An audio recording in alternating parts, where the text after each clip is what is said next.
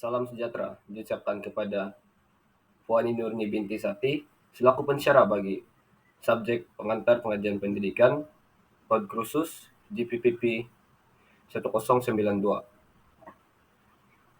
Pada hari ini saya akan membentangkan mengenai pentaksiran berterusan 2, yaitu yang bertajuk aspirasi dan hal setuju sistem pendidikan di Malaysia, termasuk implikasinya terhadap pendidikan. Saya Kevin Fraser dari unit PPISMP BMSK2, ambilan Ogos 2024, Julai 2029. Berikut merupakan isi kandungan bagi tugasan pembentangan ini. Baiklah, berikut merupakan gambaran bagi keseluruhan SKPM, yaitu seperti yang kita dapat lihat, pihak jemaah Nazir Sekolah yaitu JNS memperkenalkan satu standard yang dipanggil Standard Tinggi Kualiti Pendidikan STKP. Kemudian dia dipanggil sebagai satu sistem yaitu Sistem Kualiti Pendidikan Malaysia SKPM yang akan kita bincangkan pada topik ini. Baiklah, jadi di sini tujuan SKPM ini ialah bagi memastikan kualiti pendidikan di institusi pendidikan ataupun mana-mana sekolah meningkat secara berterusan. Jadi di sini terbahagi 3 dokumen yang diperincikan dalam sekolah, yaitu yang pertama SKPM 1, yaitu yang berkaitan dengan pernyataan standar. Seterusnya yaitu SKPM 2, yaitu instrumen pemastian standar IPS. Yang ketiga, SKPM 3 itu rancangan pemajuan sekolah. Baiklah, SKPM ini mempunyai beberapa prinsip, yaitu yang pertama, sebuah sekolah itu berupaya dibangunkan ke tahap yang tinggi dengan terancang berdasarkan potensinya. Bermaksud di sini potensi sebuah sekolah tersebut ataupun murid-murid dalam sekolah tersebut dapat dibangun dan dapat diasah potensi atau bakat tersendiri murid-murid tersebut. Yang kedua, sebuah sekolah itu bertanggung jawab memperkembangkan potensi individu secara menyeluruh selaras dengan falsafah pendidikan kebangsaan. Seperti yang kita tahu, dalam falsafah pendidikan kebangsaan ini ada menyatakan bahwa mengenai memanusiakan pendidikan. Baiklah, saya akan menerangkan mengenai falsafah pendidikan kebangsaan, yaitu ia berkaitan dengan pendidikan di Malaysia merupakan satu usaha berterusan bagi memperkembangkan lagi potensi individu secara menyeluruh dan bersepadu. Baiklah, jadi ini bertujuan bagi melahirkan insan yang seimbang dari segi intelek, rohani, emosi, dan juga jasmani, berdasarkan kepercayaan dan kepatuhan kepada Tuhan. Jadi usaha ini dia bertujuan bagi melahirkan warga negara Malaysia yang berilmu pengetahuan. Selain itu, berketerampilan, berakhlak mulia, bertanggung jawab, dan mempunyai upaya bagi mencapai kesejahteraan diri. Seterusnya, seseorang atau individu tersebut juga mampu memberi sumbangan terhadap keharmonian dan kemakmuran keluarga, masyarakat, dan negara. Baiklah, bagi isi kedua ini sebenarnya sekolah ini dia mempunyai tanggung jawab untuk kembangkan potensi individu ataupun murid tersebut. Bermaksud bukan saja dari segi jasmani atau emosi, tapi juga dari segi kurikulum akademik. Jadi hal ini tidak akan berkembang tanpa adanya sumbangan para guru dalam bidang pendidikan ini. Oleh itu, di sini guru memainkan peranan penting bagi mengembangkan potensi murid-murid tersebut ataupun lebih memberi sokongan kepada murid tersebut. Yang ketiga, kepimpinan sekolah sangat penting agar kualiti pendidikan dapat ditingkatkan. Tanpa kepimpinan yang baik daripada pihak atasan di sekolah tersebut, contohnya guru besar, penolong kanan, hal ehwal murid, potensi murid-murid tidak akan menyerlah tanpa adanya kualiti pendidikan yang baik dalam sekolah tersebut. Oleh itu, kita dapat lihat bahwa murid-murid yang mempunyai potensi, bakat ataupun kemahirannya dalam bidang akademik atau kurikulum dapat diasah apabila sekolah tersebut memberikan pendidikan yang berkualiti kepada semua murid-muridnya. Baiklah, kita beralih kepada prinsip yang keempat, yaitu kejayaan sekolah dalam menghasilkan pendidikan yang berkualiti dapat dilihat melalui penguasaan murid dalam bidang akademik, kokurikulum, dan pembangunan sahsia. Baiklah, di sini kita dapat lihat bahwa sekolah ini dia mempunyai tanggung jawab yang besar bagi memberikan pendidikan yang berkualiti kepada setiap murid yang bersekolah di sekolah tersebut. Tidak kiralah murid tersebut daripada keluarga yang macam mana ataupun tanpa melihat latar belakang murid tersebut. Setiap murid layak diberikan pendidikan yang berkualiti dan sama rata, mengikut silibus yang telah ditetapkan oleh Kementerian Pendidikan.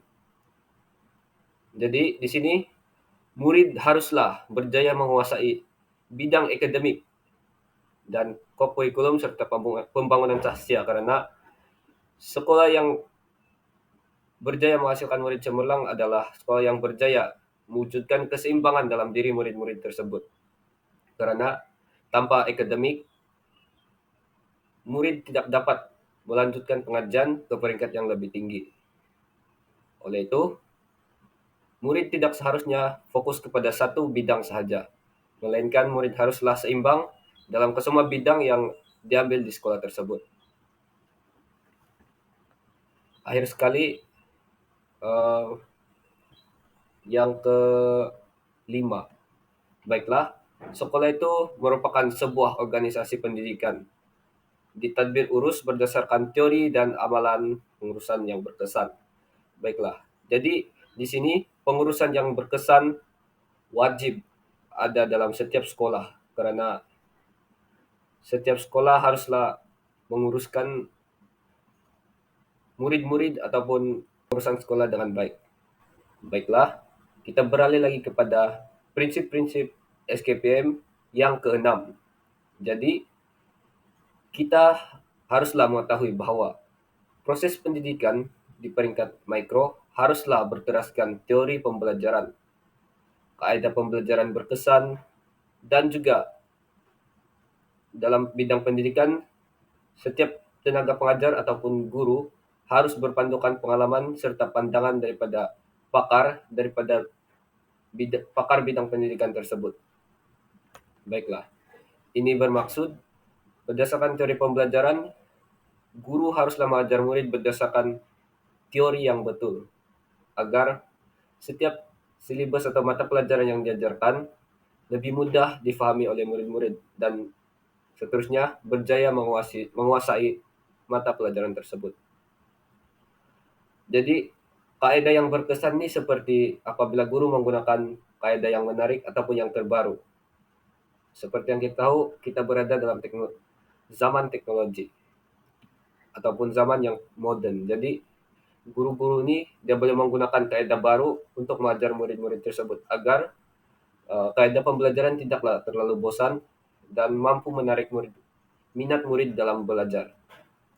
Jadi, seorang guru tersebut juga haruslah mempunyai pengalaman. Bermaksud, setiap guru ini dia keluar daripada institusi-institusi pendidikan. Jadi, institusi ini akan berdaya mewujudkan atau menghasilkan seorang guru yang berkualiti bagi mengajar murid-murid di sekolah nanti. Seterusnya, yang ketujuh, yaitu maklumat dan fakta yang tepat merupakan asas kepada perancangan dan proses membuat keputusan program-program pendidikan. Di sekolah, terdapat berbagai program yang dianjurkan sama ada daripada pihak luar ataupun pihak sekolah itu tersendiri. Jadi, melalui ini, pengurusan sekolah haruslah sistematik atau berkesan bagi merancang sesuatu program-program pendidikan agar program tersebut berjaya memupuk minat murid dalam belajar, ataupun meningkatkan lagi potensi sekolah tersebut agar dapat melahirkan murid yang cemerlang dari segi akademik, kurikulum, maupun sahsia yang baik. Seterusnya, yang ke-8, yaitu program-program yang dianjurkan oleh jabatan dan bahagian Kementerian Pelajaran Malaysia, Jabatan Pendidikan Negeri, Pejabat Pelajaran Bahagian, dan Pejabat Pelajaran Daerah merupakan satu usaha yang selari dan matlamat SKPM, yaitu bermakna dalam prinsip SKPM ini, setiap program yang dianjurkan oleh jabatan-jabatan pendidikan di Malaysia selaras dengan matlamat SKPM, yaitu untuk mewujudkan sekolah yang cemerlang dan murid yang cemerlang pada satu masa yang sama. Oleh itu, usaha-usaha ini kita dapat lihat ia berkesan dan juga mampu memberikan dorongan lagi kepada sebuah sekolah dan murid-murid di sekolah tersebut. Sekaligus dapat menghasilkan pendidikan yang berkualiti melalui guru-guru yang mampu menguruskan sekolah dan bilik darjah tersebut. Akhir sekali, yaitu sekolah juga berupaya untuk menggunakan segala input yang diperuntukkan mengikut tata cara dan prosedur yang ditentukan. Baiklah, setiap dalam bidang pendidikan ini, setiap sekolah mempunyai tata cara dan prosedur yang telah ditetapkan dalam memberi pendidikan kepada murid-murid di sekolah. Jadi, untuk prinsip yang terakhir ini, sekolah tersebut dia mempunyai upaya bagi mengeluarkan segala input agar setiap prosedur yang dijalankan dalam bidang pendidikan ini berkesan ataupun berhasil kepada semua murid-murid agar mencapai tahap penguasaan yang baik ataupun cemerlang dalam bidang pendidikan. Baiklah, mari kita teruskan sesi pembentangan ini dengan tajuk yang seterusnya, yaitu 5 aspirasi sistem pendidikan Malaysia. Yang terbahagi kepada 5, yaitu akses, quality, equity, perpaduan, dan kecakapan. Bagi akses pula, 100% environmental merantas semua peringkat pendidikan daripada prasekolah hingga menengah atas menjelang tahun 2020. Baiklah, di sini bermaksud setiap setiap kanak-kanak warga negara Malaysia mempunyai hak yang sama rata atau peluang dalam bidang pendidikan bagi membolehkan mereka mencapai potensi masing-masing. Jadi, di sini kementerian berhasrat memastikan kadar akses sejagat dalam kalangan anak-anak dari peringkat prasekolah hingga peringkat menengah atas itu tercapai. Oke, seterusnya bagi yang kedua, yaitu quality.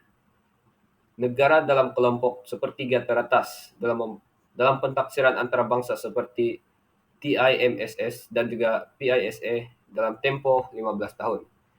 Ia bermaksud semua kanak-kanak akan berpeluang mendapat pendidikan cemerlang berdasarkan keunikan sistem pendidikan di Malaysia, dan ia setanding dengan sistem pendidikan antarabangsa. Di sini ia mementingkan kualiti sistem pendidikan yang diberikan kepada setiap pelajar di Malaysia tanpa mengira latar belakang, ia akan diberikan secara sama rata. Baiklah, bagi yang ketiga, yaitu equity, yaitu 50% pengurangan dalam jurang pencapaian bandar, luar bandar, sosioekonomi, gender, mendalam, dan hal ini menjelang tahun 2020. Baiklah, bagi equity ini, sistem pendidikan berprestasi tinggi menyediakan pendidikan yang terbaik kepada setiap anak-anak tanpa mengira kedudukan seperti geografi, gender, ataupun latar belakang. Hal ini bermaksud walaupun murid tersebut datang daripada keluarga berada ataupun keluarga yang miskin, ia tetap diberikan sistem pendidikan berkualiti yang sama. Bagi yang keempat, yaitu bagi perpaduan. Jadi sistem pendidikan menawarkan perkongsian pengalaman dan nilai kepada kanak-kanak dan menghargai kepelbagaian. Jadi melalui interaksi bersama murid-murid di sekolah-sekolah kebangsaan, perpaduan dapat diwujudkan tidak kiralah murid tersebut datang daripada etnik, agama, ataupun latar belakangnya yang pelbagai dalam sekolah tersebut. Seperti yang kita tahu, di Malaysia kita terdiri daripada berbilang kaum, bangsa, ataupun agama. Jadi, melalui usaha ini, perpaduan dalam negara dapat diperkukuh sejak di bangku sekolah lagi. Yang terakhir, yaitu kecakapan. Bagi kecakapan, sistem yang memaksimumkan keberhasilan murid mengikut peruntukan sedia ada. Itu yang bermaksud, sistem pendidikan Malaysia ini, dia telah menerima peruntukan yang tinggi. Namun, peningkatan keberhasilan murid masih tidak sepadan dengan sumber yang telah disalurkan ke dalam sistem. Jadi, melalui kecakapan ini, perbelanjaan ataupun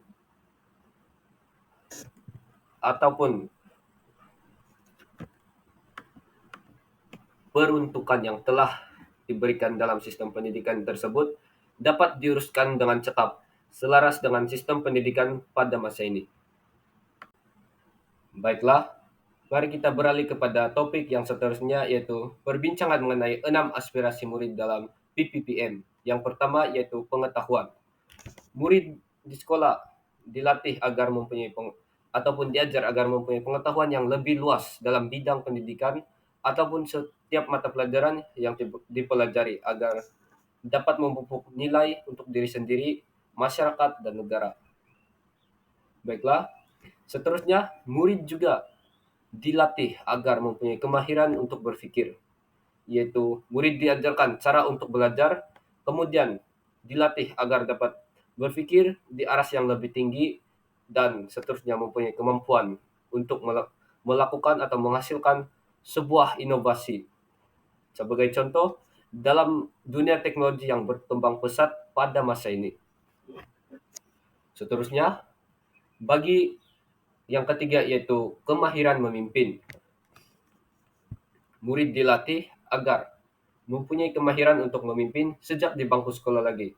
Hal ini boleh dijadikan satu cara bagi memupuk agar murid mampu untuk berdikari atau mampu untuk menyelesaikan sesuatu kerja dan menghasilkan sikap kepimpinan dalam diri mereka. Sebagai contoh, guru memberikan kerja berkumpulan kepada setiap murid di dalam kelas tersebut, dan dalam pelajaran tersebut setiap orang diberikan peluang untuk memimpin kumpulan mereka masing-masing. Bagi yang keempat, yaitu kemahiran dwi bahasa. Di sekolah, murid bukan sahaja diajarkan bahasa Melayu, namun ada juga bahasa lain seperti bahasa Inggris, dan ada juga sekolah-sekolah yang menawarkan subjek seperti bahasa Arab sebagai bahasa tambahan dalam subjek di sekolah tersebut. Baiklah, yang kelima yaitu etika dan kerohanian.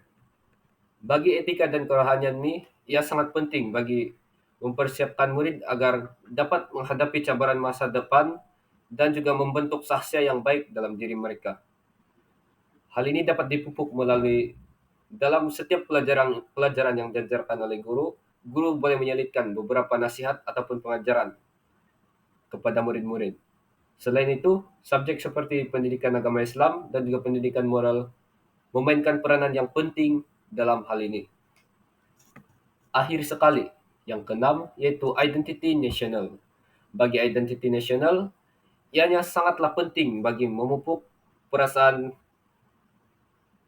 cinta akan negara dalam murid-murid di sekolah, seperti memupuk nilai perpaduan dan juga sahsia yang baik dalam murid tersebut. Sebagai contoh, setiap murid di sekolah tersebut akan berkawan tanpa melihat latar belakang rekan mereka atau murid lain. Mereka akan berkawan dengan murid-murid berbagai etnik, kepercayaan, taraf sosioekonomi di sekolah-sekolah kebangsaan yang di tempat mereka. Baiklah, mari kita beralih kepada topik yang seterusnya, yaitu implikasi aspirasi ini terhadap struktur dan kualiti pendidikan di Malaysia, serta pembangunan murid. Bagi yang pertama, yaitu pengetahuan. murid mendapat banyak pengetahuan dan juga melalui pendidikan dapat melahirkan murid yang serba boleh. Yang kedua, murid dapat dilatih dalam kemahiran berpikir, yaitu murid dapat menghubung kait berbagai pengetahuan mereka. Seterusnya, mereka mahir dalam menyelesaikan masalah dan membuat penaklukan. Akhir sekali, murid akan mampu bagi memacu pembelajaran mereka sendiri. Yang ketiga, bagi kemahiran memimpin. Murid akan menjadi pemimpin dalam kerja berkumpulan. Oleh itu, sifat pemimpin dalam diri mereka dapat dipupuk sejak di bangku sekolah lagi melalui aktiviti-aktiviti berkumpulan yang dijalankan atau diberikan oleh guru semasa dalam proses pengajaran dan pembelajaran. Yang keempat, kemahiran dwibahasa, yaitu murid akan dapat menguasai dwibahasa dengan baik dengan adanya bimbingan daripada guru yang mahir. Selanjutnya, murid dapat mempelajari lebih banyak bahasa selain daripada bahasa yang wajib dipelajari di sekolah, yaitu bahasa Melayu. Murid dapat mempelajari bahasa seperti bahasa Inggris, bahasa Cina, bahasa Arab, dan sebagainya apabila sebuah sekolah tersebut menawarkan subjek-subjek bahasa tertentu. Yang kelima, yaitu etika kerohanian. Dalam etika kerohanian ini, guru ataupun sekolah dapat membentuk murid yang punya watak atau sahsia yang baik dari segi nilai kerohanian, integriti, dan tanggung jawab civic dapat dipupuk dalam diri murid-murid tersebut. Akhir sekali, yaitu identity nasional, yaitu murid akan dapat memahami perbezaan dalam kalangan mereka dan melalui pemahaman tersebut, semangat kekitaan atau perpaduan dalam diri mereka dapat dipupuk dalam masyarakat ataupun murid berbilang kaum di sekolah kebangsaan. Baiklah, yang selanjutnya kita beralih kepada topik, yaitu ciri-ciri seorang guru yang cemerlang. Yang pertama, guru yang cemerlang ini mempunyai pengetahuan dan tahap penguasaan yang mendalam terhadap mata pelajaran yang diajar. Sebagai contoh, jika guru tersebut mengajar subjek bahasa Melayu, guru tersebut haruslah menguasai subjek tersebut dengan lebih mendalam ataupun mempunyai pengetahuan yang luas berkaitan subjek tersebut.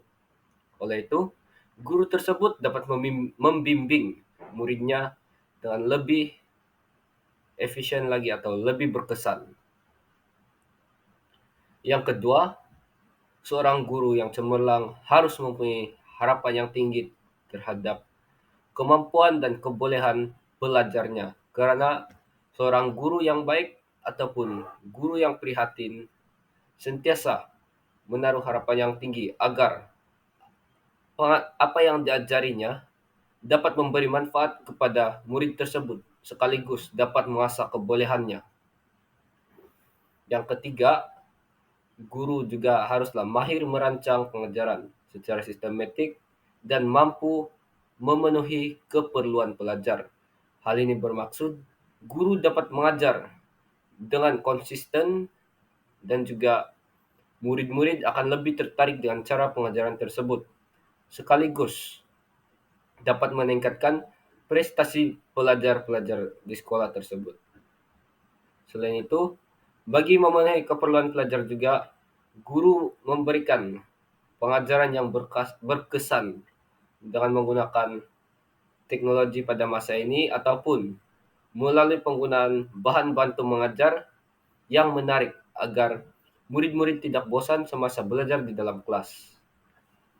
Baiklah, seterusnya guru yang cemerlang tersebut juga mampu mengurus pelajar dan mengawal bilik darjah dengan baik. Hal ini bermaksud guru mampu menguruskan sikap pelajar tersebut, membentuk jati diri dalam diri pelajar, dan juga dapat menguruskan bilik darjah dengan baik, yaitu dengan jika seorang guru tersebut menjadi guru kelas kepada sebuah kelas di sekolah tersebut, guru dapat menguruskan bahan pembelajaran dengan baik dan lengkap. Yang kelima, guru cemerlang juga haruslah mahir menguruskan masa dan menggunakan sumber dengan berkesan, yaitu guru yang cemerlang tidak akan membuang masa ataupun menggunakan sepenuh masa di dalam kelas kelas tersebut agar dapat memberikan manfaat kepada murid-muridnya agar dapat belajar lebih banyak lagi pengetahuan tanpa bosan dalam pengajaran tersebut. Yang keenam, guru yang cemerlang mampu melaksanakan penilaian atau pentaksiran berterusan terhadap tugas dan latihan pelajar.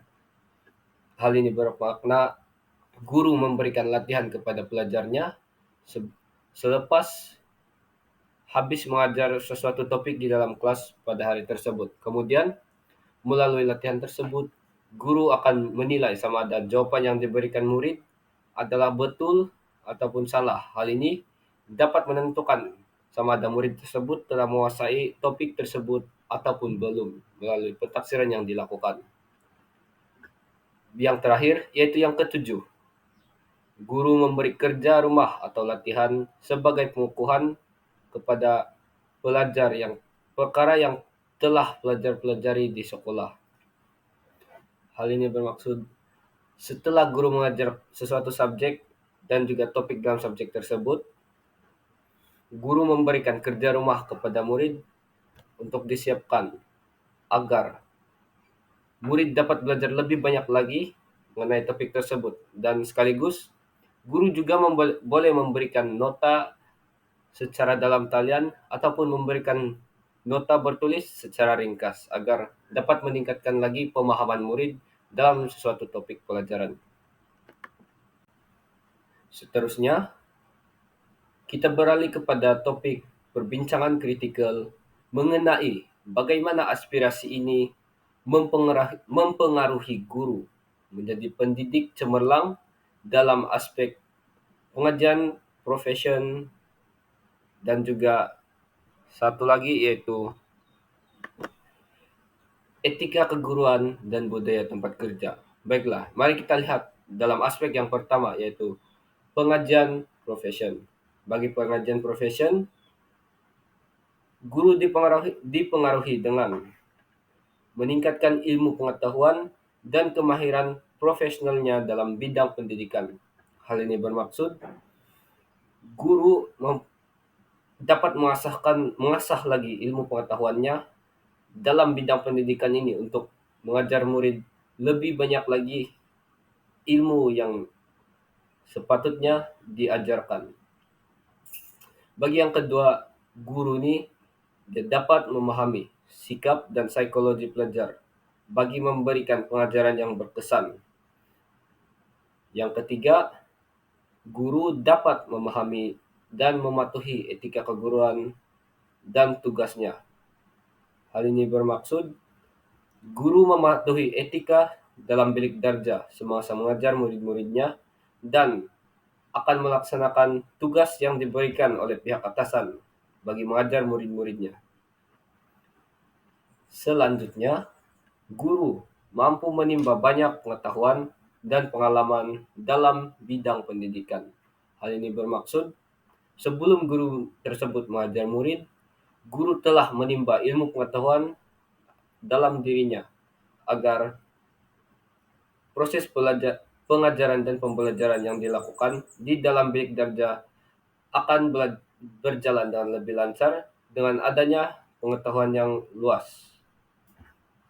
Yang kelima, yaitu guru mampu memahami dan mengajar berdasarkan falsafah pendidikan kebangsaan, yaitu guru mampu melahirkan murid yang seimbang dalam aspek pembelajaran di sekolah. Oleh itu, guru juga dapat memupuk sikap yang baik dan juga etika yang baik dalam diri murid-murid tersebut, selain daripada mencapai pencapaian yang baik dalam bidang akademik berdasarkan falsafah pendidikan kebangsaan.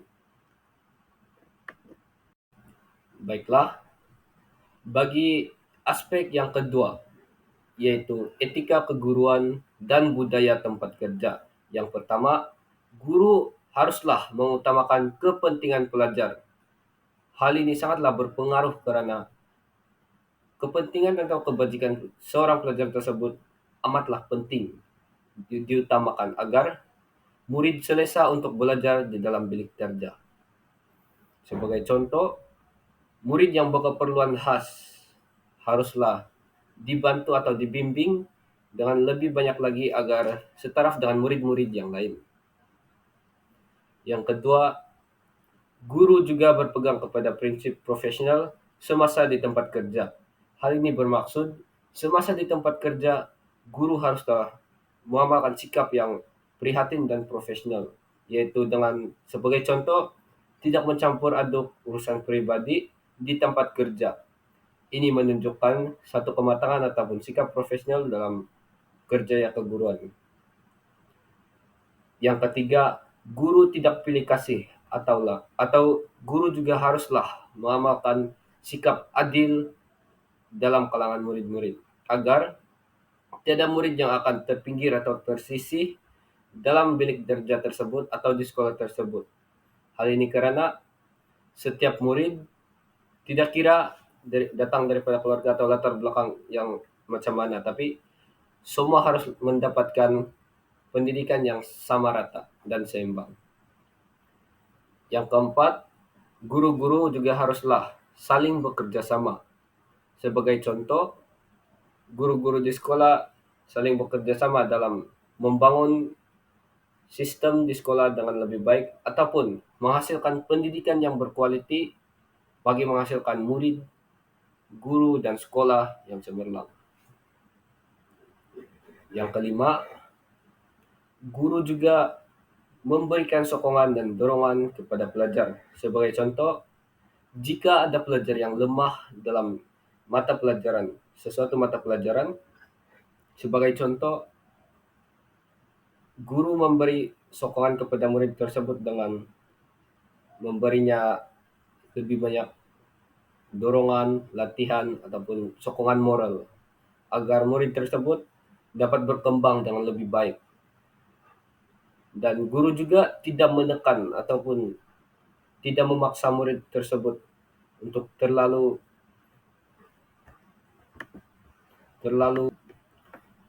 memaksa dirinya agar menguasai sesuatu topik dengan lebih cepat, karena guru yang baik akan membimbing murid dari langkah yang pertama dan langkah yang seterusnya agar murid tersebut tidak menghadapi stres atau tekanan semasa belajar.